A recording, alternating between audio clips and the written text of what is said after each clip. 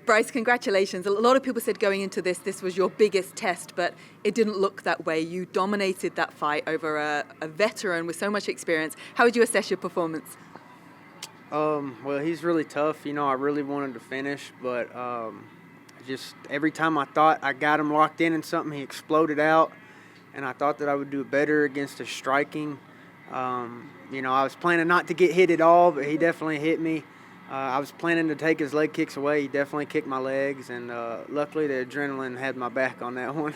Absolutely. And, you'd had some time out, obviously, with the injury before this fight. Were there any kind of doubts or thoughts going into this that you might need a round or so to shake that off? Or did you feel confident and informed from the beginning?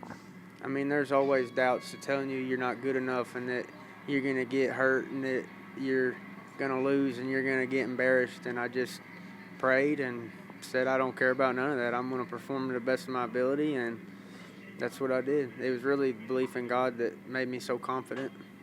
You really did, and you have so many fans in this sport now.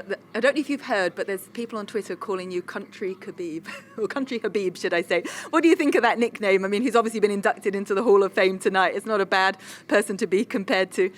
That'd be quite the honor. I think Khabib would love it out on my farm.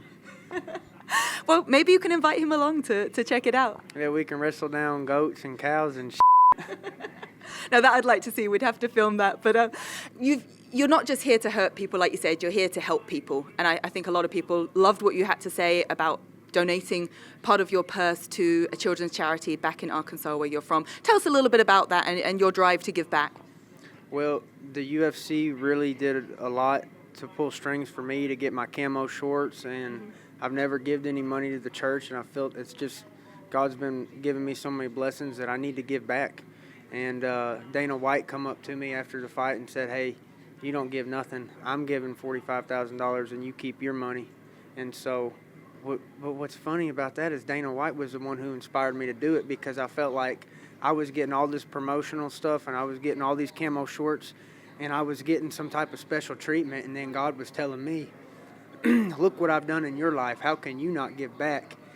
And then after the fight, the guy who inspired me to give the money comes up and says, "Hey, I'm giving the money." And I mean, God's got a sense of humor like that. Well, that is wonderful indeed. How soon do you want to get back in there? And so you're number 11, right? Taking out number 10. It's got to put you in the top 10 now. How soon do you want to get in there, and any names that stand out to you ahead of you? I really just want to go take like a shower and an ice bath, and I got to heal up. I'm pretty hurting right now, and then we'll see what's next.